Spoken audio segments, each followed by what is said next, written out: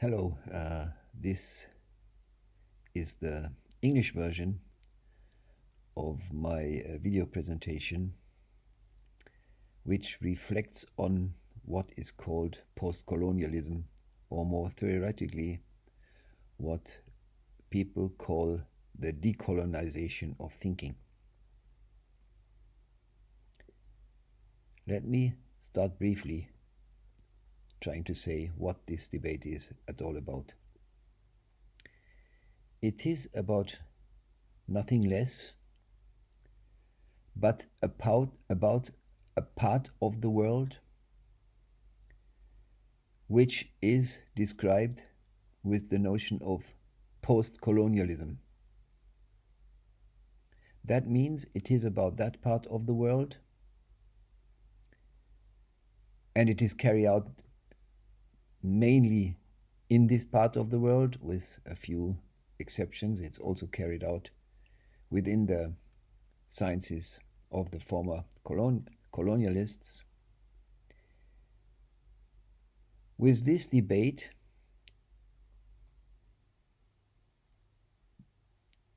this part of the world creates its view about this part of the world, what it is.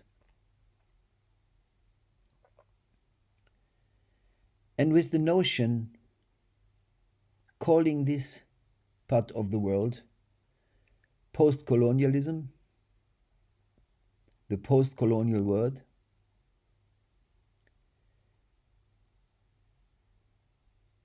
it gives this a name which is worth to think about for a second. The name post-colonialism says this is that part of the world that is no longer the colonized part of the world. This has gone. That's the past. It's beyond, after colonialism, post-colonialism. So in this sense, this word, this notion, is negative. Negative in the sense that it says it has overcome his past. It has gone beyond colonialism. But it doesn't say where it has gone to. And that's worth to reflect upon a little bit. Because where has it come from and where has it gone to?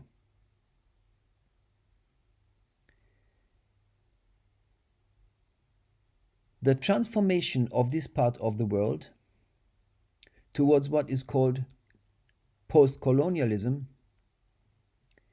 is a transformation that was the result of a long-lasting civil wars between the former colonialist countries and the colonies. And one should not forget that the fight of anti-colonialism,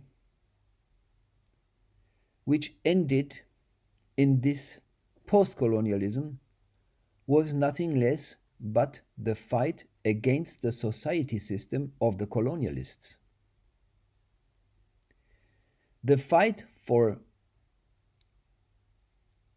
a political aim which was later called independent states originated as a fight against capitalism, the society system that was made responsible for colonialism.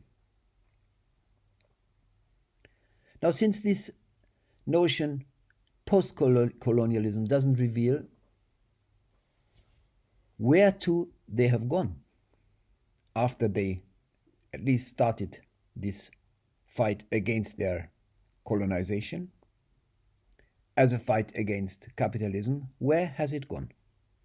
And what does this notion reveal, or try not to tell us? the colonized world has, in fact, after the end of the World War II, and one has to add, after the end of the Soviet Union in the 90s, and during that period, has been transformed in a fight between different parties in these colonies, from which some of them were still fighting against capitalism with the support of the anti-capitalist Soviet Union.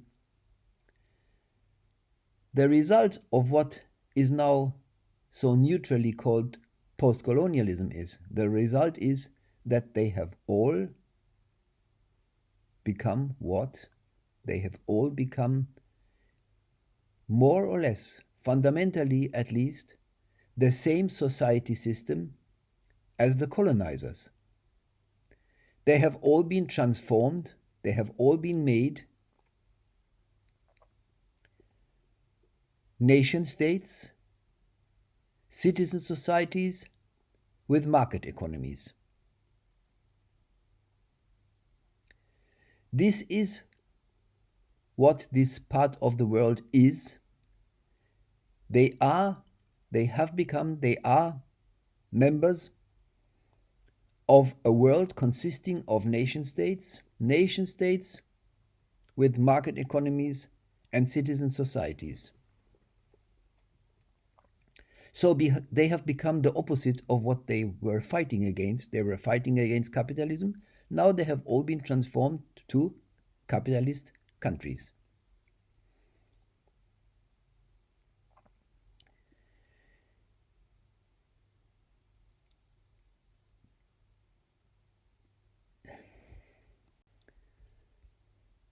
Now, what is this debate about?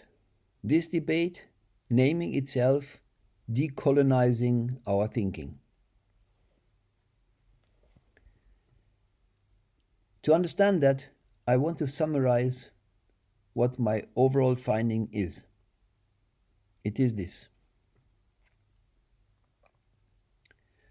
As I said, these countries have become members of the big, if you want to say it, big world ruled by capitalism, politically managed and organized by nation states, the rivalries among the nation states, and their economic rationale, which is aiming at the growth of money. There is, however, one remarkable difference between the old colonizers and this part of the world in which this and about which this discussion is going on. And this remarkable difference is this one. While the countries, the nation states in the West, or to use a category of this debate, post-colonial discussion, the North, they call it, while the countries in the global North offer the members of their societies, their citizen societies, to pursue their materialism as long as they pursue this within the politically framed conditions to achieve their aims, and by doing that, to make sure that the pursuing the private individual materialism of the citizens is a contribution to the growth of capital. This, what I call conceded materialism. This conceded materialism does widely not exist, at least not as a general basis of the living conditions of the people in this former colonized world. The world they themselves call the global South. It doesn't exist there because there is not the wealth, there is not the economy for which these people could work, for which they could offer their services. There is not the economic foundation for offering to these people this kind of what I call the conceded materialism. What has this got to do with this debate?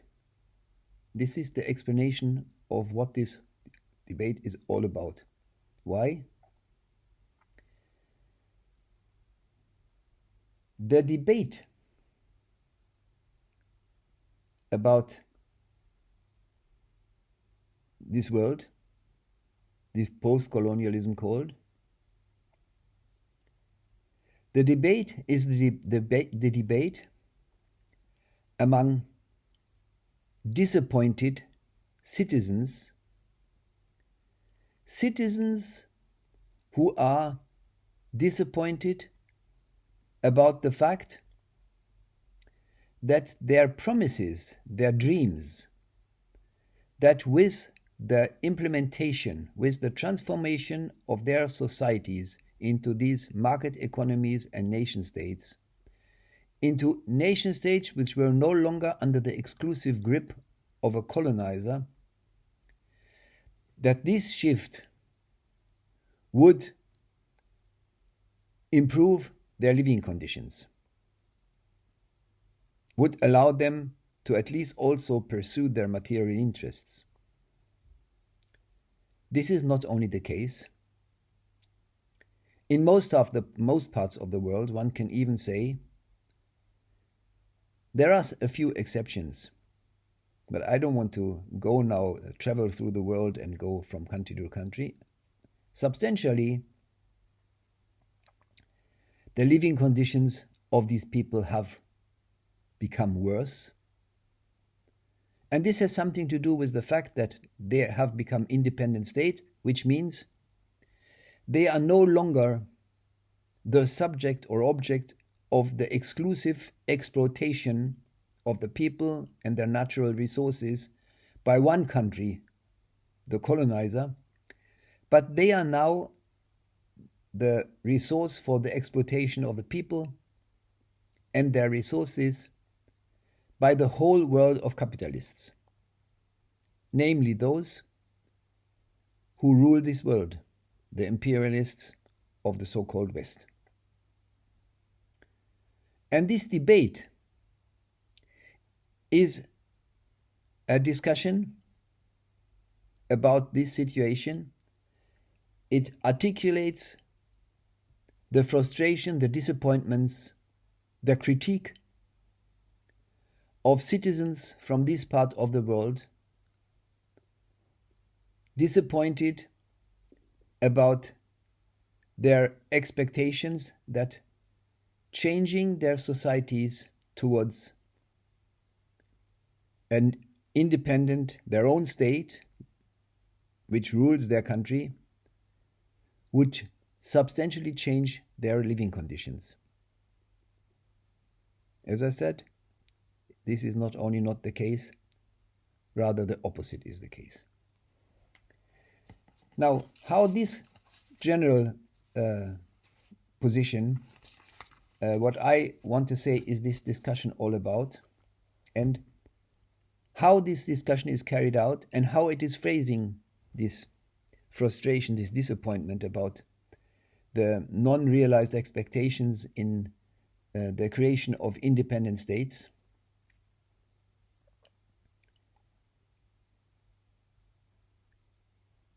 Before I discuss this, I want to make another remark about this discussion. So, a few things. Firstly, this debate, titled Decolonizing Thinking or Post-Colonialism, about post-colonialism, this is a debate that is a debate among critical people. They are people who consider themselves as a continuation of critiques of capitalism. They believe that their critique is a further development of capitalism criticism.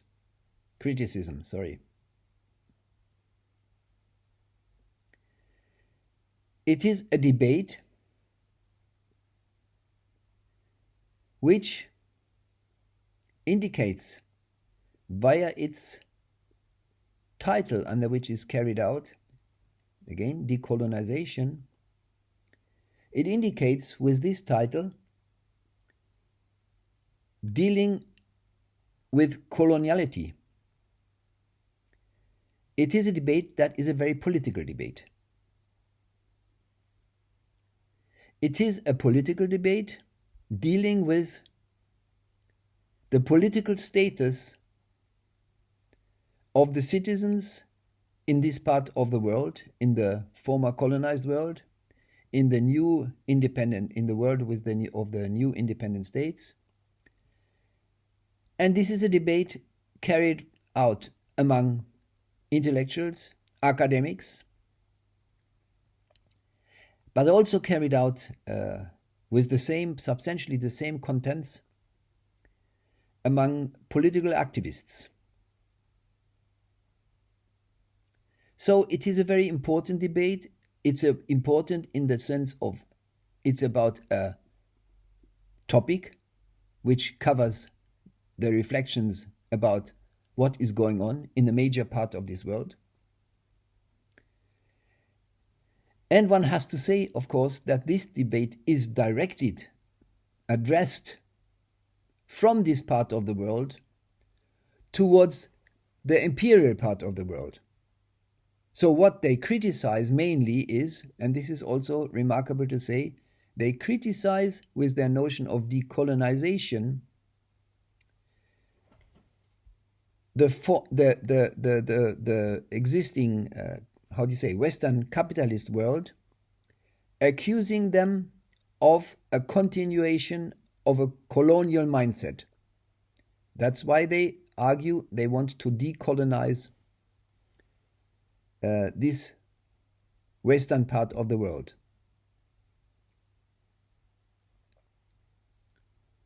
So the discussions are heavily going on, especially in countries like the UK, especially in the UK, but also in the United States, in which people attack a continuation of colonial thinking, therefore calling it decolonizing thinking. Now I have to say quickly one thing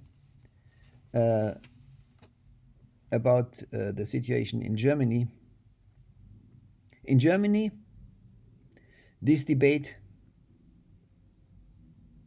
which is again a debate about a major part of the world, and it is a debate also directed towards the Western world, opposing this Western world with this critique. In Germany, this debate hardly takes place, at least compared to how heavily it's discussed in other parts of the world. It is almost not existing. And the question is, why is that? The answer on this question you can find in the position of somebody who has exactly this critique, saying, why does this debate not happen in Germany? And his answer on this question and his arguments to try to persuade German intellectuals, German critical thinkers, that they should participate in this debate under the notion of decoloniality. His argument is telling. What is this guy saying? His name is Zimmer. I think he's a professor at University of Hamburg or anything, but that's not important. What is he saying? He is arguing in that way. He says, the creation of a German national identity is missing an important opportunity to further develop the German national identity with an element that comes or could come, because that is his critique, that it doesn't happen, this debate, could come and could make a contribution to the creation of a wider concept of a German national identity. Why is it his argument? Don't we use the colonial history Germany has? Why is Germany not using this in order to widen the concept of what the German national identity is? And from this it is clear, if you discuss the concerns, the political concerns, the questions of a multiplicity of national identities about which this debate is, and if you say you want to discuss this in order to functionalize this, to make it useful for the creation of the German identity, well, then this debate doesn't take place, because it's all directed towards German nationalism.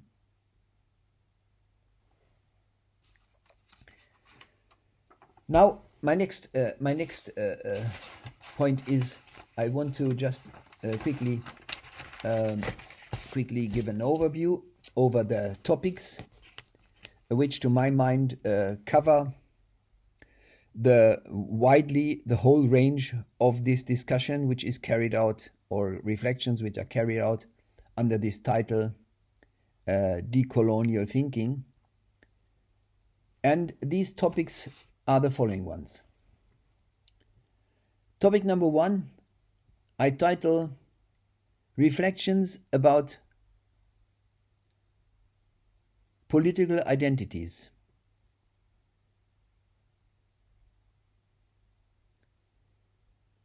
I come back to this point.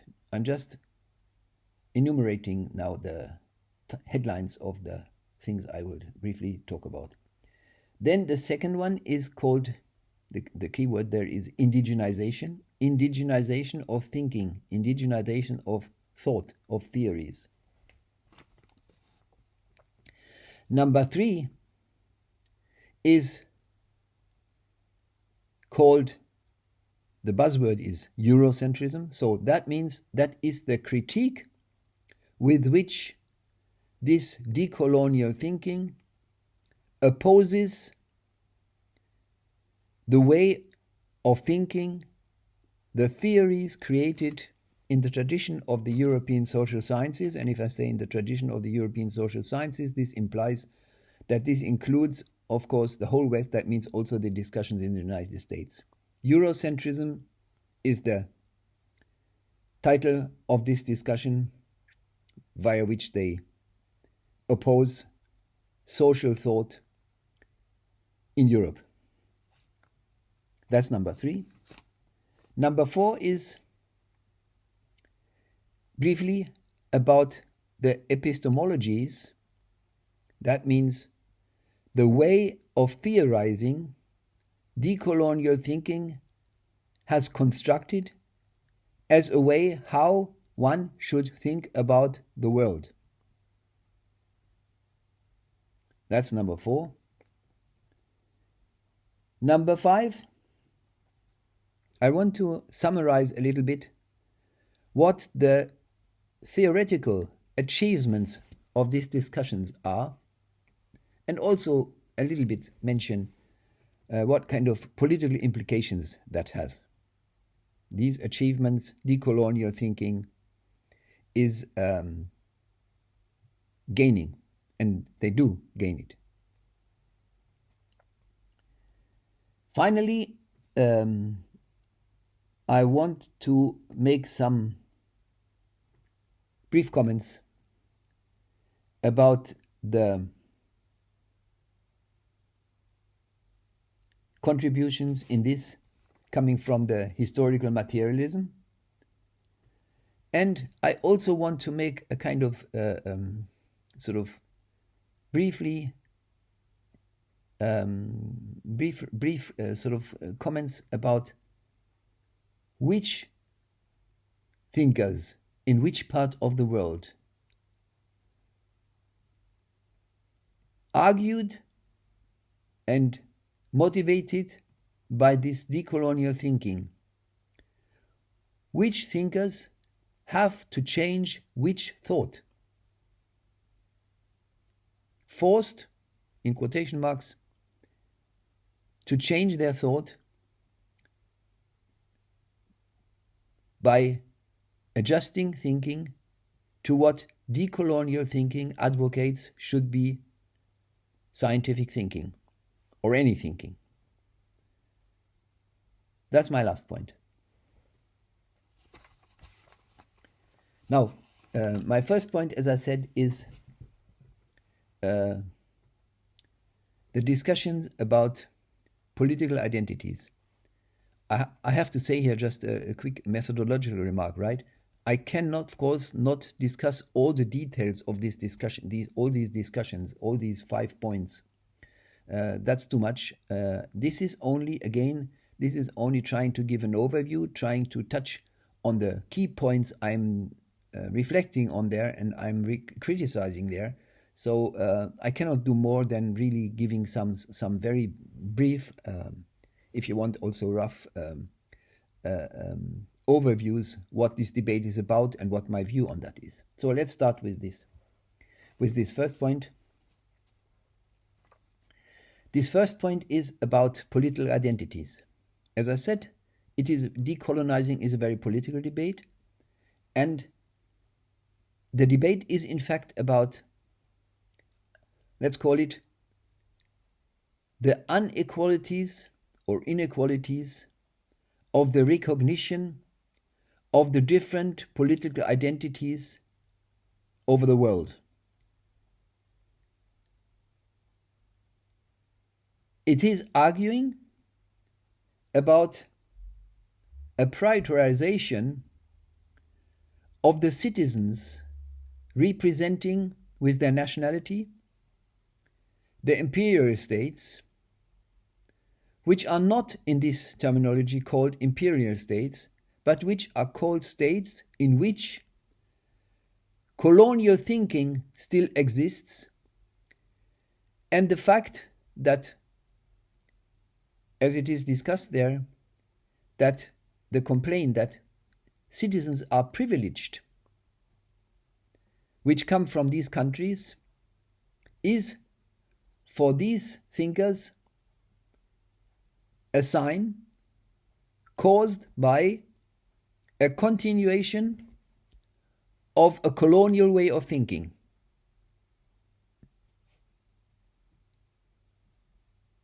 This is quite interesting, one should note. Describing, analyzing, theorizing about the different positions, the different ways the citizens in this world, compared between the former colonial world, the new independent states, and the old colonialists. The way this is described as a continuation of colonial thinking, the privileges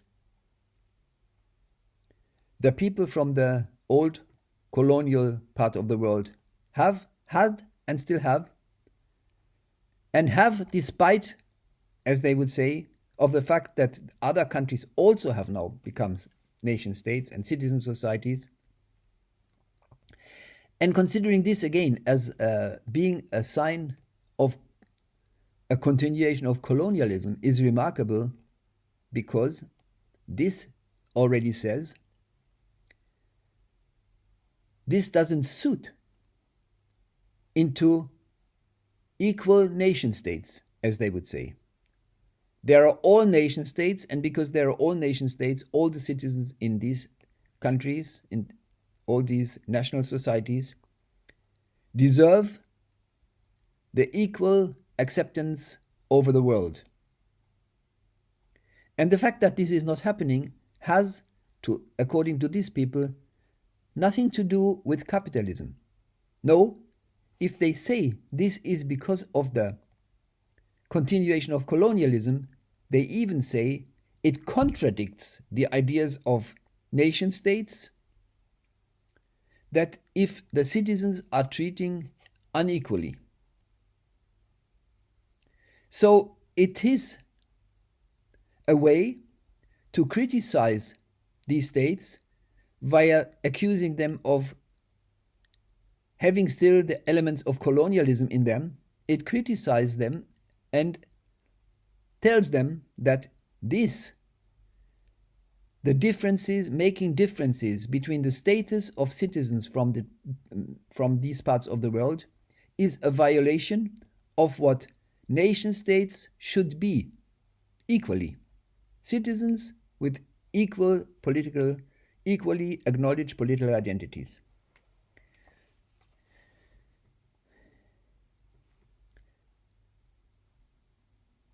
Secondly, these debates reflecting on the privileges of the privileges of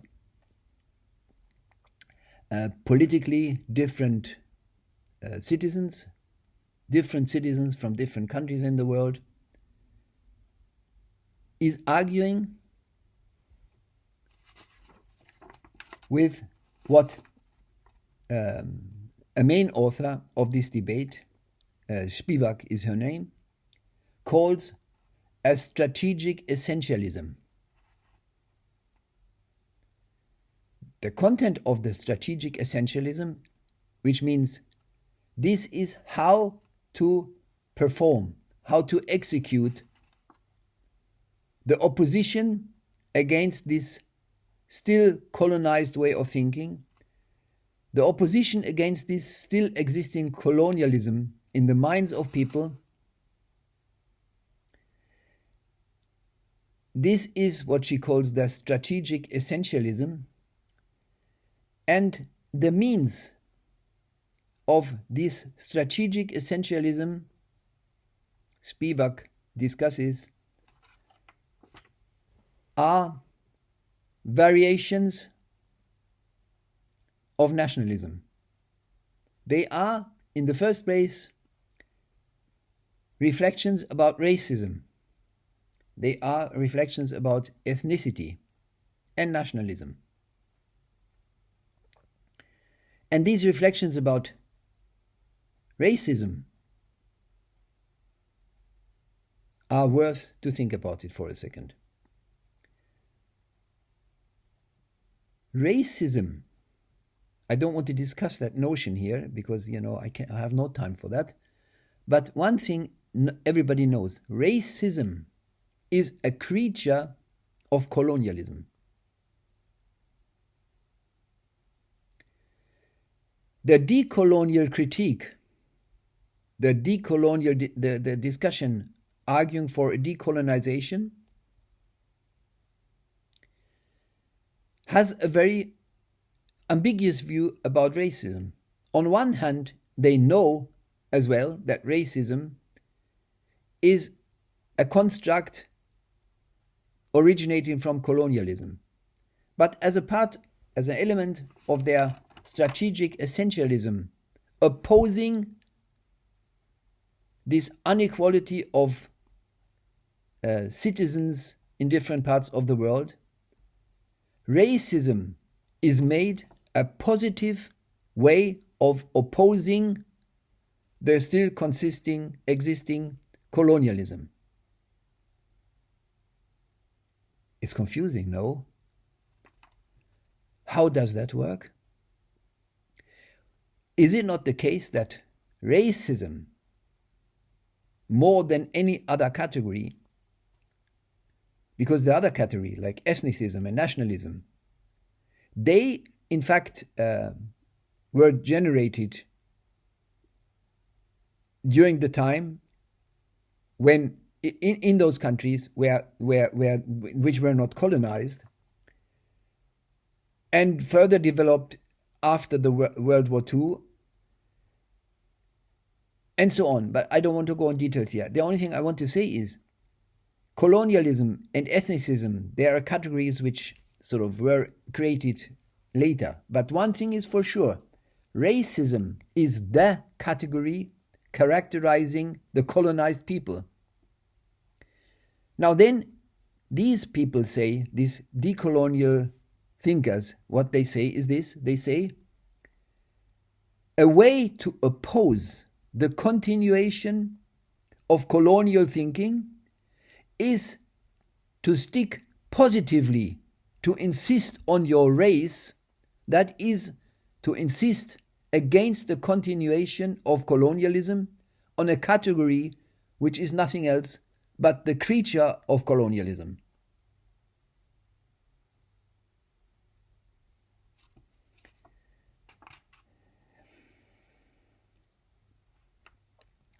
That should be all about this topic, because I cannot elaborate on that. I'm elaborating on that in my book and in other videos where I make individual presentations about all these 5 topics here. Now let's go to the point number 2. That is indigenization. What is that? Indigenization is the exercise to somehow artificially construct national identities. I'm saying it's artificially constructing national identities because these countries, they didn't have this kind of identification of its citizens with its nation state because they didn't have a nation state. And as everybody knows, the social structure of these countries was not constructed via the citizenship of people because there were no nation states. So there are other social categories ruling these countries, like, everybody knows this, like tribes and so on. And now what is this indigenization about? The indigenization is an attempt to try to establish these new nation states arising from former colonized society, try to create national identities for them. That means ways to see their societies, their countries, which allow them to become positive citizens of their countries, to say, I am a Nigerian, or I'm whatever, right? I identify myself with this country and its political body. I consider this political body as a subject that is useful for me, that is serving me. Again, I cannot go into details here, but I should just say two things. Firstly, creating national identities is a big topic of discussions in this decolonial thinking, and it has a little bit a kind of irony. You could also say it's a little bit a kind of strange drama, because this debate is all about trying to find a way to think about their countries which is different from other countries, which is only the way you think about this country, which is an exclusive identity of somebody who says, this is my country. Morocco, I don't know, whatever. And now the effort to create such national identities, to create these identities with the demarcations from other identities, the distinction is the important thing. It's not that one, it's this one. That's what the nature of identity means. This activity follows a procedure which is ironically, but not coincidentally, everywhere exactly the same. And why is it everywhere exactly the same? Because the challenge they have is everywhere the same. Firstly, the political body with which and for which they want to create social thought, allowing the citizens to identify them with the state, the political body is everywhere the same. The construct is exactly the same everywhere around the world. So there is a kind of procedure, step by step, what you have to do, and a discussion among these people discussing and reflecting on this indigenization, which ironically, while aiming at identities with the demarcations from other identities, they all create the same. The second point is, as I already said, the other challenge is that since these societies cannot persuade, I say carefully, I'm saying that carefully because it's not a persuasion, it is after all the political power who persuades them. But let's not discuss this here. This goes into the history of how these national identities have been created in those countries which do have a national identities. The former, the colonizing world, the Western world. They created this during the history of the creation of their nation state. I don't want to discuss this here. But these countries, they have a problem. And they have a problem, and that is that they have to try to motivate their citizens to consider their nation states as an instrument for pursuing their material life aims without being able to offer them to pursue their life aims. So they don't have what I called before that conceded materialism.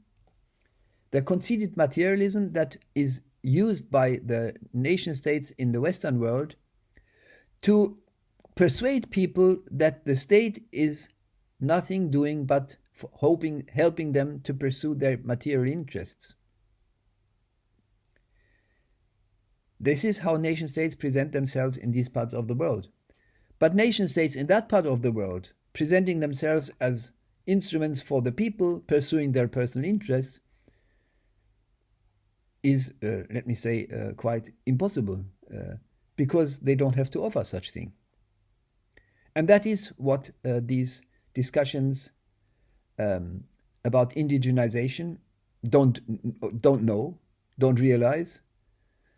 But that is what they are confronted with, and the more they realize that this somehow does not really work, they don't know why, the more they try.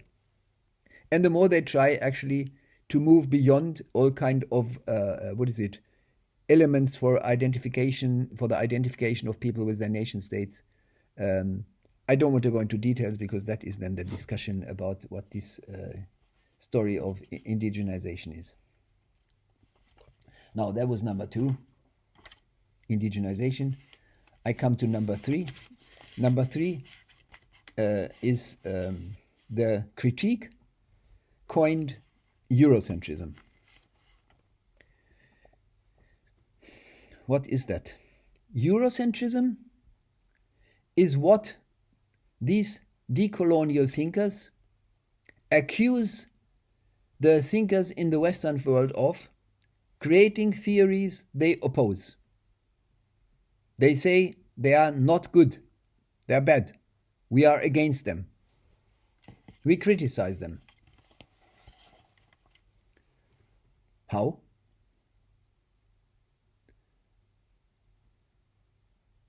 One has to just have a look at this name of this critique called Eurocentrism, and thinking a little bit about it before. You don't have to even read all these books about Eurocentrism. Of course, it's good and one should do it, but already that concept they gave the title, they gave their critique, calling it Eurocentrism, is quite telling. The object of the critique are the European social sciences, theories created by the European social sciences. And what is the critique? Euro, that's what they critique. And what is the critique? Centrism. So what does that mean? That means we do not have a critique of what you are saying as long as you say that about Europe.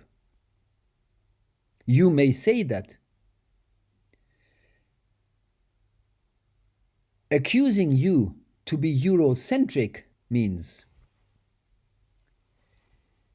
you consider what you say about Europe as being also a valid thought, valid theories beyond Europe.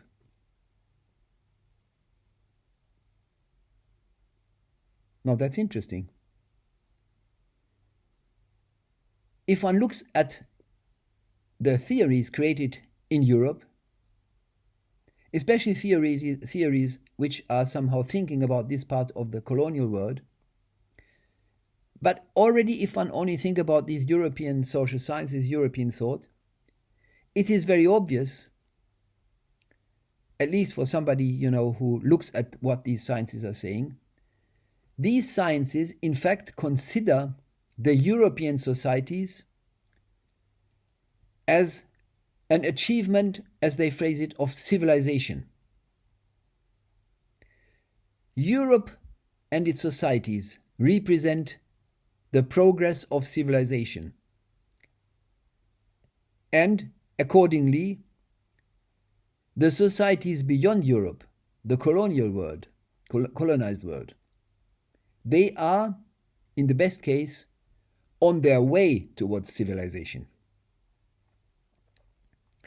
As everybody knows, there is in this concert of disciplinary social sciences a discipline called anthropology. And anthropology has been created for reflecting about nothing else but about the non-European world, originally, at least. And their reflections, if you read all these famous anthropologists, their reflections say this: the non-European world is not yet so far, but it's on its way towards what Europeans are. They are in the process of becoming civilized. That is what these European sciences say and what they think. How they create their theories about themselves and about what they call the rest of the world. This is not criticized by the idea of arguing against a Eurocentrism. Not at all. What they argue against is, you may have your theories in Europe and about Europe, and we even say they are certainly meaningful for Europe and the European societies. So they even say, with this notion of Eurocentrism, they are valid theories about the European societies. But one thing is we cannot accept, that's why they say it's Eurocentrism. There must be a multiplicity of such kind of views looking at societies through the biased view of how these societies see them.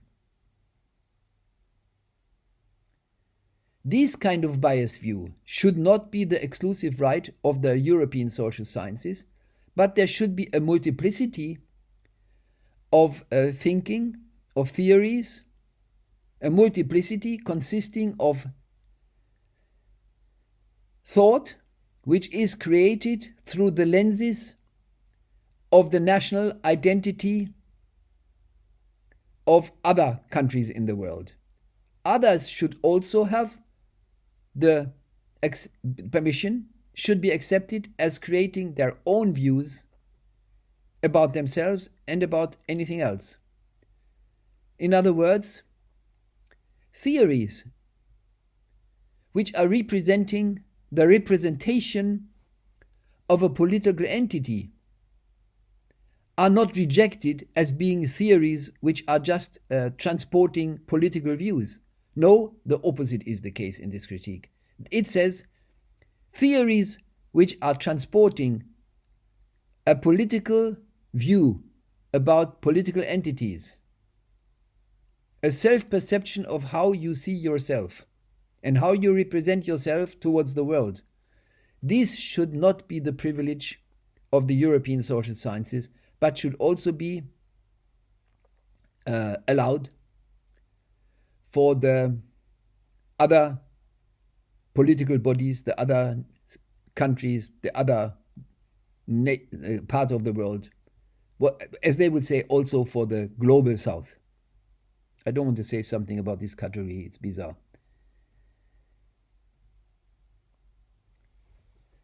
Now this is all I want to say about Eurocentrism. There are many more things to be said, but I just want to touch on these points, saying that this Eurocentrism has a very critical image, but it is everything else but criticizing the European social sciences. It's the opposite of that. It's saying it's okay as long as you stay with your theories in Europe and don't travel with your theories in other parts of the world and say these theories are also valid there. By the way, this accusing these theories to travel around the world and to be valid anywhere in the world is made up by this discussion. But I don't want to go into details with that because there is also some truth in that, but it's basically made up. I cannot discuss that here.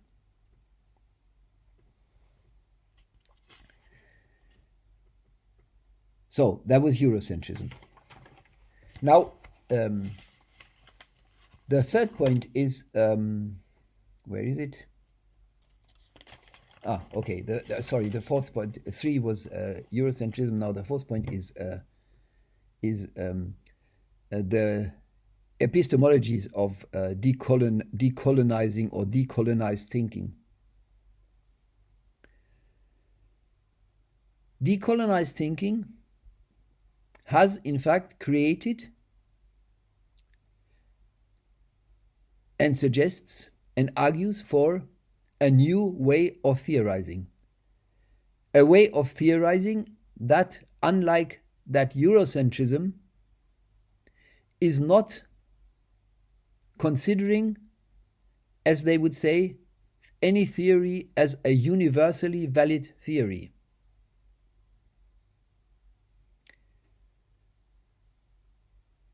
In this notion, again, I can only touch on that, in this notion, a universally valid theory, in this notion, or this notion consists of an attack on objective knowledge. Because, of course, nobody would say, my theory about any phenomenon which exists here is also valid about other places in the world in which that phenomena doesn't exist at all. But of course, if the same phenomena exists somewhere else, and if somebody would say this has nothing to do with the same topic which is also existing somewhere else, that's also bizarre. The example, this famous Chakrabarti, who is the top guy developing this decolonial thinking epistemologies, in fact argues that you cannot talk about elections. That's the example, or one of the examples he gives. He says you cannot talk about elections abstracting from the different way they are seen in Australia and in India, is his example. So you have to have a different theory about elections, because elections in Australia and in India are seen in a different way. And this is his example by which he introduces, as he calls it, a way of thinking that gains its thought through the place, it's called, where thinking takes place or where thinking is about. The place in this epistemological reflections about how thinking must work, the place is the cute, innocent name for the nation state, which means that what he advocates is that theories which claim any sort of truth, objectivity, are a critical way of theorizing. So, in other words, decolonial thinking is not only about this and that theory. The critique of Eurocentrism is not only about this and that theory. It is a way of thinking. It is a new way of thinking. And the new way of thinking is a thinking that advocates the location as the source of thought. What you think gets into your mind via the location, from the location, and your mind is an articulation of what the location, which is the nation state, tells you. That is what thought is about, necessarily about, and only possible about, and everybody who says something else is wrong. That is their point. Now, this is obviously a really monstrous determinism. The location tells you what you think, and this, of course, the location tells you what you think as an epistemological argument applies to the whole world, right? The location is everywhere the resource of thinking. So this is a very universal theory, denying that any universal thought could be made, but this is an exception. The epistemological reflections are an exception. Any thought must be created by the location, except this epistemological must.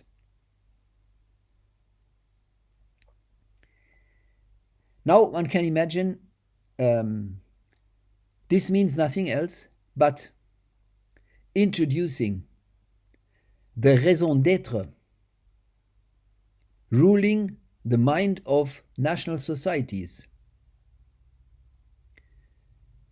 Political thought, which is the thought that is considered as the way of thinking of a national society. This is the thought, the raison d'être of a national society that constitutes theories about the world. It is not very difficult to conclude from there that this is the end of any discourses.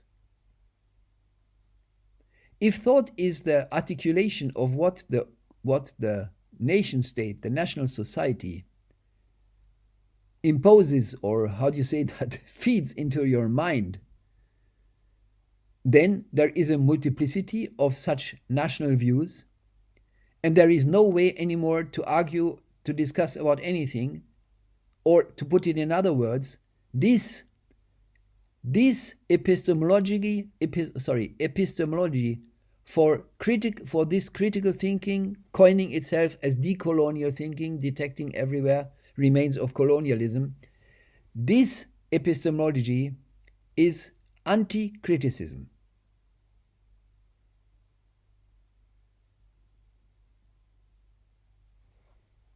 And it is not only that. I come back to that point in my summary, to which I come now.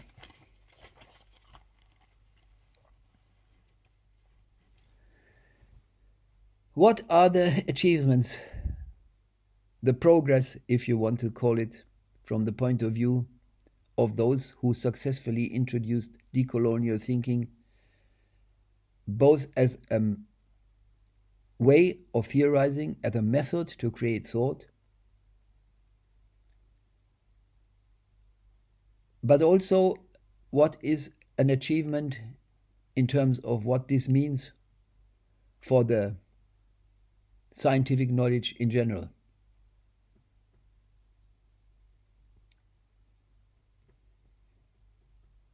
Firstly, this decolonial thinking is the progress from a criticizing colonialism as a particular activity of capitalism, more precisely as the activity founding with the wealth of the colonies, the big players of capitalism. This critique, with its notion of colonialism that still causes all the phenomena they describe, and all the phenomena they describe as the disappointment about the fact that the ideal they had about the nation state didn't show up its results. This is the critique that considers itself as a further development of the critique of capitalism.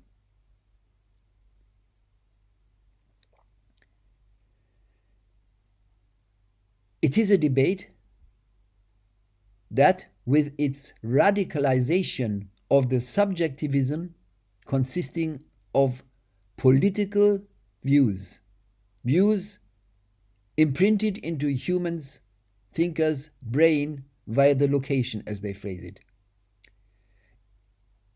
It is the progress of decolonial thinking to go behind, to abolish the achievements the social sciences, in that sense at least, represent, that they were a way of thinking that emancipated human thinking from the rule of religion.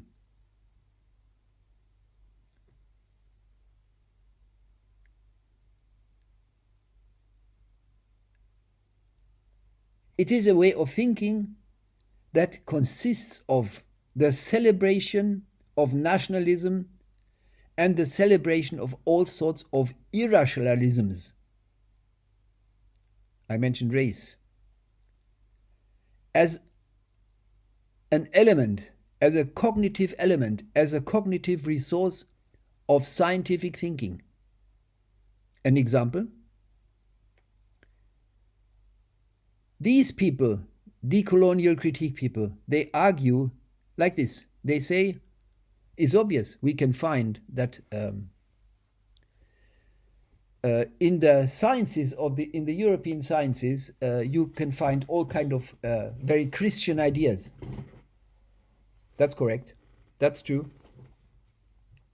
So what is their consequence? They say, if the European sciences construct their theories via images about humans which originate from Christianity, then this is not something we reject, but this is something we reject as the only way to create such theories. So we want to create theories which originate from the image of humans, from the beliefs, from the ideas of, let's call it just the Islam. So it is the re-entering of religion as a main resource of thinking.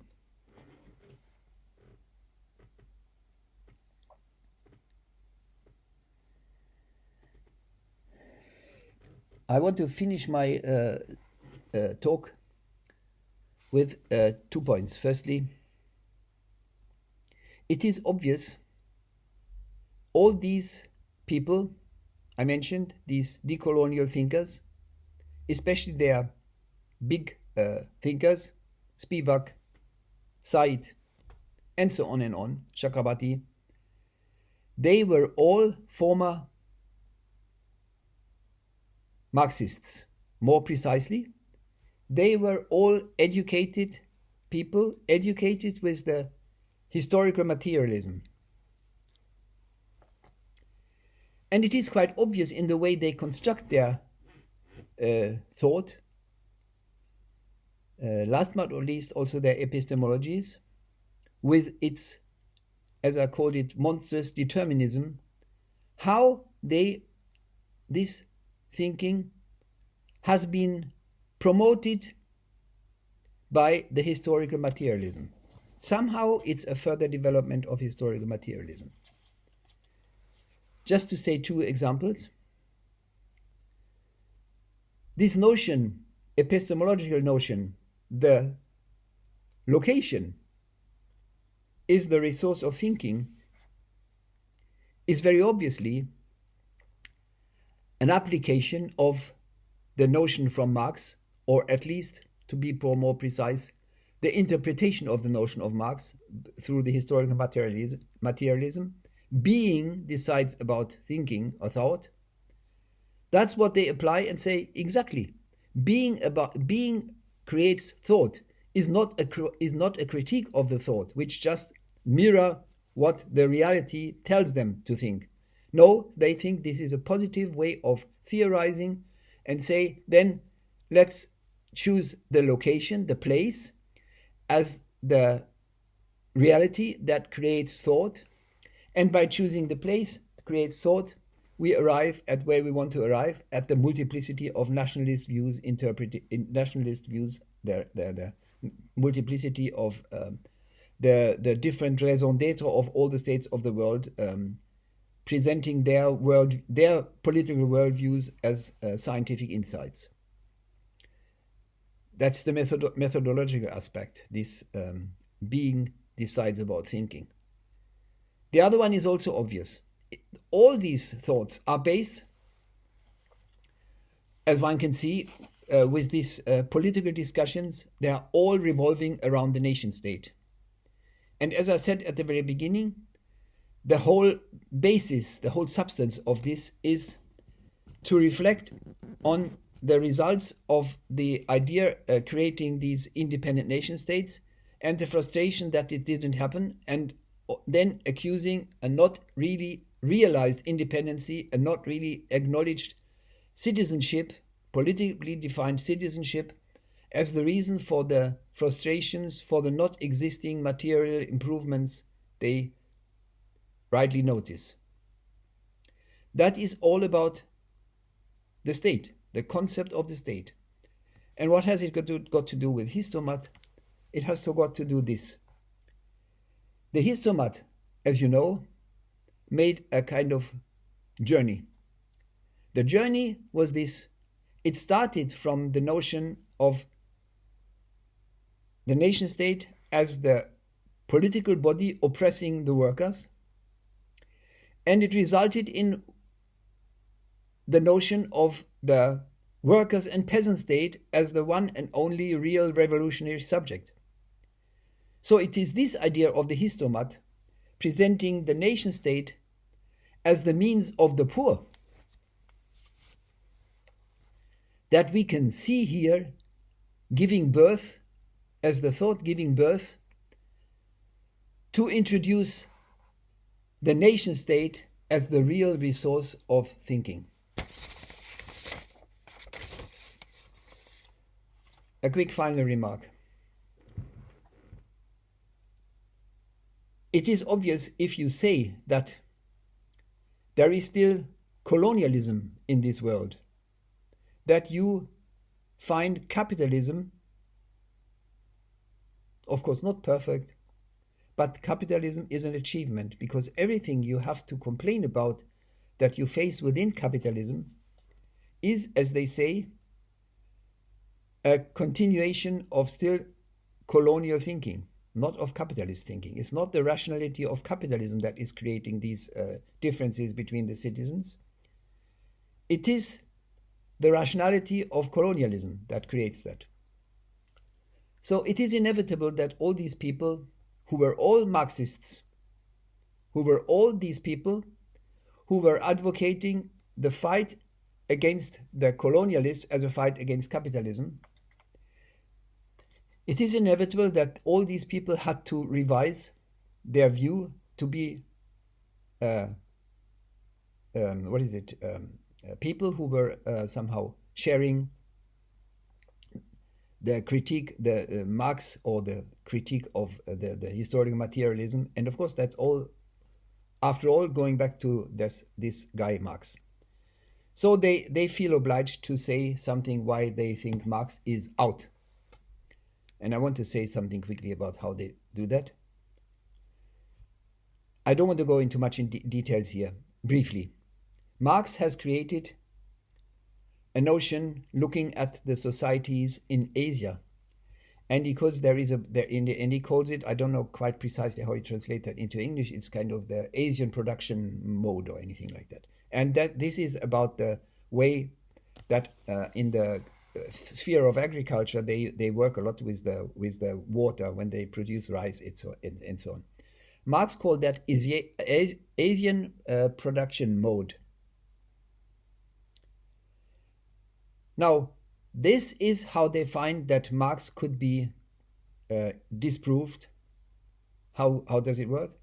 They say, we found that there is also that kind of production mode, the same as in Asia, in Australia.